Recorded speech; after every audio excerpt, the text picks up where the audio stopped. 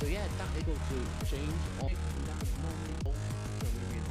now as you can see I've got to do remove them 10 so anyway, let's get it Sam. Oh my god, anyway, how are we all you handsome like, oh it's all fun and games here today. Behind me I've got a 2016 Vauxhall Astra CDTI and it is in for a timing chain replacer. Now if you all know by now, the glasses, if they're on my head, we mean business. Now with this being such a long, lengthy job, what we're going to do is jump on the launch Euro Tab 3 to start with, and we're going to do a full system scan of the vehicle, make sure we've got no fault codes. But we've got one in the ECU, which is EGR flow. Well, we've got to take the EGR, chances are the EGR cooler is blocked or partially blocked, and that's what's causing that fault. Right, now we can crack on with the job. Now before we go off the bitter onto the mild, we now need to jump into the boot and disconnect the battery. Simple reason being, well you'll find out, we have got that much stuff, well especially electrical components to take off, including the gearbox. Now before we get too involved, come into the driver's side footwell, and what we need to do is remove the steering column, the joint at the bottom there, off the steering rack, obviously because we've got to take the subframe off. Now once you've done that, what I like to do is put the seat belt through the steering wheel, because at some point in this video I might need to start this engine up with the subframe disconnected, and if we put the key on, that steering wheel may turn and snap the clock spring, causing all sorts of problems. Right, now that's done, we can concentrate underneath the bonnet. Now for those of you who are unaware of this engine, the timing chain is gearbox side, so we've got that much stuff to take off. Flip the camera around. It is all gearbox side, like I said. ECU out the way, lots and lots of components down the side here that we need to remove. EGR valve, EGR cooler. I've got my work cut out. It is not a pleasant job to do, but we're going to crack on. Let's make a start now, get the ECU out of the way and some of this intake pipe off. Right, now I've got the ECU off and a few little plastic trims down there. It makes it like, keep everything in piles. I can't tell enough people that. Now I'm at a point where I need to drain the coolant out. Now what I've done, the side of the radiator, right by there, there's a little tap. Now what I would like to do is put a little rubber pipe to it and catch the coolant in a nice little receptacle, because we know I hate mess on the floor. Now while that's draining out, we can now drop the vehicle back down. We are now in a position that we can start taking the coolant hoses off, because we've drained it all into our lovely little receptacle. We need to go ahead now and remove this EGR valve. Now when you're doing all these big jobs and there's lots of pipes and lots of connectors and you don't know which way they route and stuff, do not think twice about getting your phone and taking a picture. It's going to help you. Everything is for reference. Right, let's get plodding on and remove the EGR valve. Right, well I've now got the EGR valve off. Now what I'm going to say to you, obviously there's lots of nuts and bolts that you need to remove. So when you take your components off, put the bolts back in the holes so you're not losing them, because they can catch you out, because they can all be different lengths. Now once that's out of the way, we need to move around and concentrate on getting this rocker cover off. Now be extra careful when you're removing these spill off pipes, because they can break. I've done lots of these cars now where I've broke some and some have come out relatively easy. Well, this time round we have managed to save the spill pipes. Now we need to take the injectors out to remove the rocker cover, but before you do, just mark up your pipes with a few little colours or dots or whatever you want to do, just so you know which way they go back. Now throughout this video I'm probably going to give you lots and lots of little tips on how I do things with these bigger jobs, and just with a little bit of magic now that rocker cover is off and is out of the way safely. Now let's move round to this timing cover. Now there is one bolt which is right at the back there, which is just underneath. Can I show you? Where's me? Right by there. Now it is blocked by the inlet manifold by here. Now what I do, now please do not shout at me. I get a little die grinder. Rather than take all the manifold off, we just trim it back a little bit, so that socket now will go in there perfectly.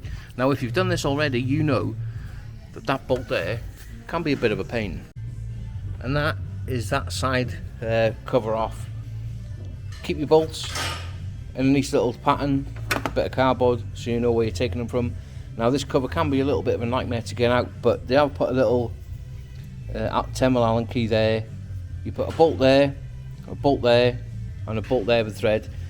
Wind them up slowly and it'll just pull that timing cover off. Be extra careful when you're doing that because aluminium will snap just like that. Right, now I want to try and plod on. I've got to support the engine, put the engine support on, disconnect the power steering, then we can take it up, get all the wheels off, anti-roll bar links and ball joints and stuff like that. Right, well, we are now in a position where I've got the engine supported with a brace. I've removed the engine mount there. Now because we're going to take a subframe off this rad pack down here, it will drop down, but what I've done, a cable tie around the top hose just up into the front panel here, and that should secure it. I'm not going to bore you getting all the ball joints and stuff like that off. We're going to grab this subframe off.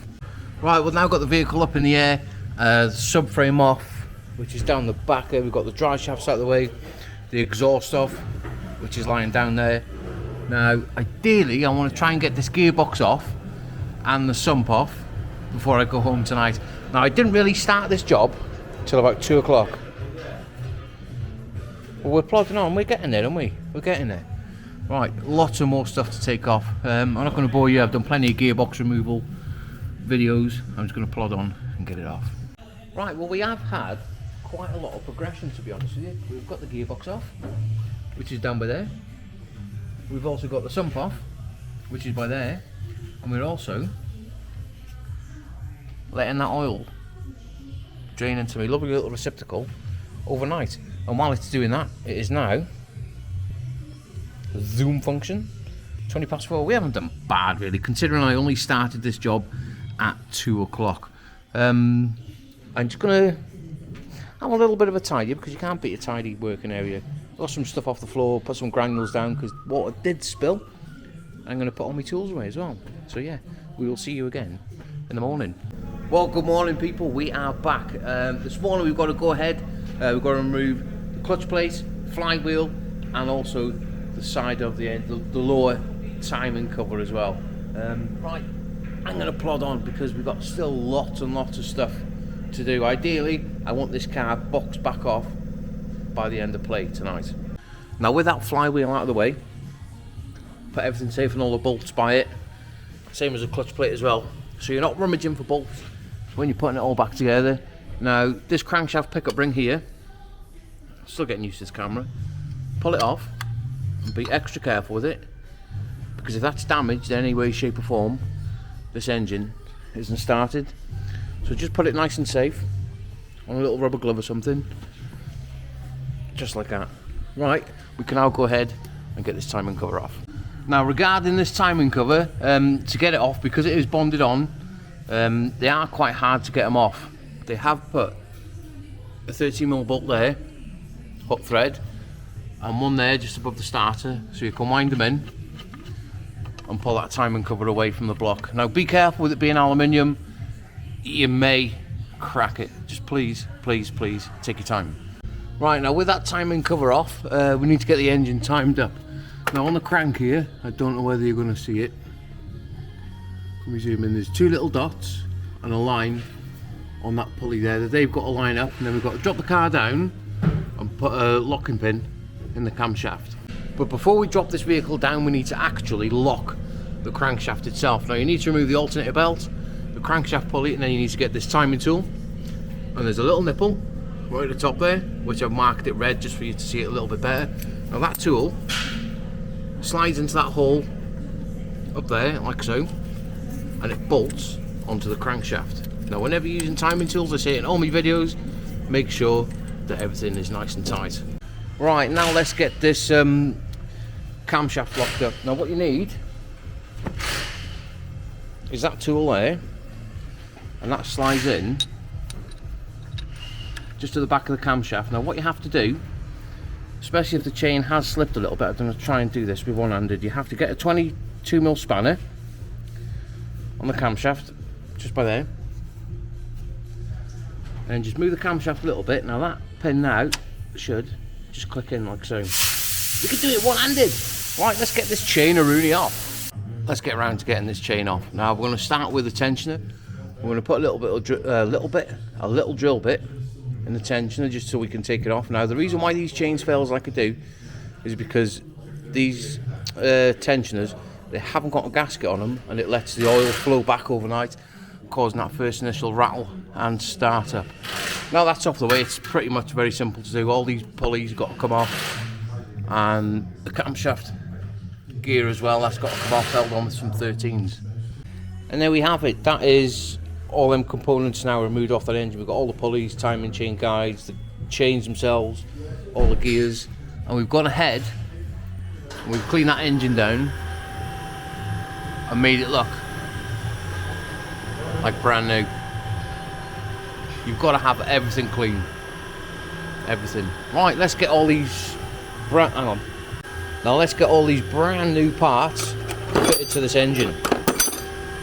Now when you're installing these components, always make note of the pulleys and the teeth, because I will attach a picture just about here. You might want to pause it and have a closer look. The actual teeth are slightly different, whether it's an inside and an outside. There probably is special words for it, but I don't know, I can't remember off the top of my head. Always make sure that they're going back on the right way. Right, well, we've got part of the chain back on. Now I'm just about to fit the tensioner, and I get asked a lot of questions about the upgraded tensioner for them. Now they have got this little gasket at the back there. Now you can do an upgrade on this without changing the chain, providing your chain is not rattling and it is not stretched. That is an upgrade, and you can do all that with just taking the top half of the timing cover off, keeping the guide pushed back, and just replacing that part. Right, let's get this on. Right, now that is everything now fitted back to the engine. Everything is lined and marked with gold links on the fuel pump, and the camshaft is free floating, so when you pull the pin it'll put the correct tension on the chain. The part that everybody loves now is pulling the pin. There we go, that engine now is tensioned up, and just with a little bit of magic now that oil pump chain is on as well. Now we need to come back up to the top to the camshaft pulley. Now they are 25 newton meters, but when you're torquing them up, get yourself, where's it gone? There it is. Let's get our 22mm spanner and hold the camshafts. Can you see? Hold the camshafts like that, so when you're tightening them up, and once you've torqued up, you should be able to remove that camshaft tool nice and easy without any restrictions whatsoever. And if it is a little bit tight coming out, just readjust it and get it spot on, because it's got to be perfect. Now everything is timed up and torqued up on the engine side of things, we now need to concentrate on the timing cover. Let me just flip this camera around. And I have gone ahead and I've cleaned it absolutely spotless, so it's like brand new. Now these rubber O-rings here, these rubber seals, they have been replaced, and I've also rubbed some red rubber grease into them, and I've also applied some sealant as well, a nice bead of Rudy on it. And we've also, while it's sitting here, I have removed the crankshaft seal because it is having a brand new one. Right, don't worry about that little piece there, because I was just trying to do a thumbnail. Now, before we put that timing cover back on, make sure that everything is nice and clean. So when we apply that timing cover, the sealant is going to have something nice and clean to adhere to. We're going to get it bolted up, and I think they're sort of like 25 newton meters. And once we've done that, we wait for the sealant to go off, we can go around and get the sump cleaned up and put back on. And just with some more magic now, that sumperoonie is cleaned up, and it is like brand new. I've had all this baffle plate out, and we've cleaned it with a bit of brake and clutch cleaner, and also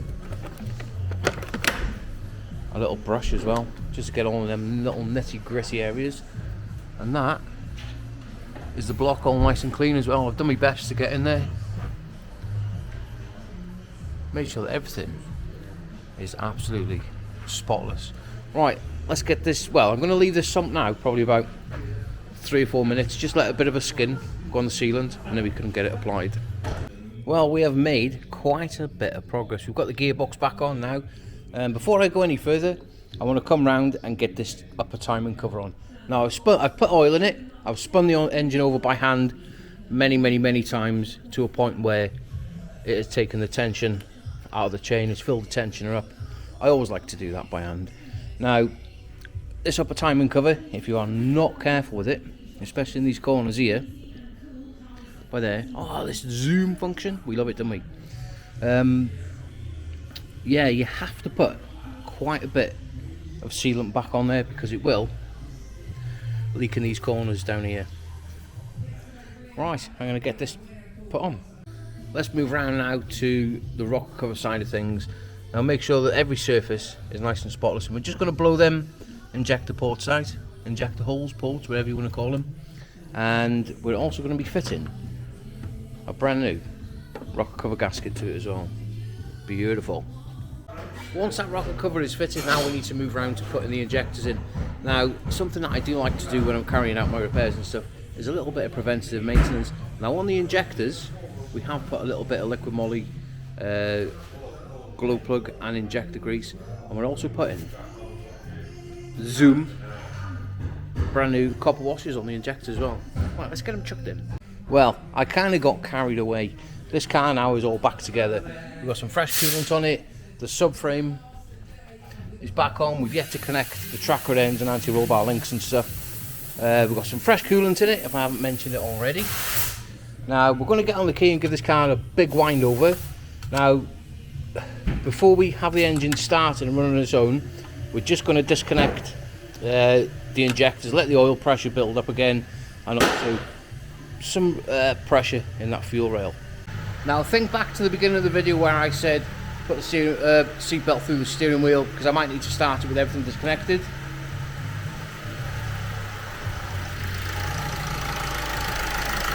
There we go.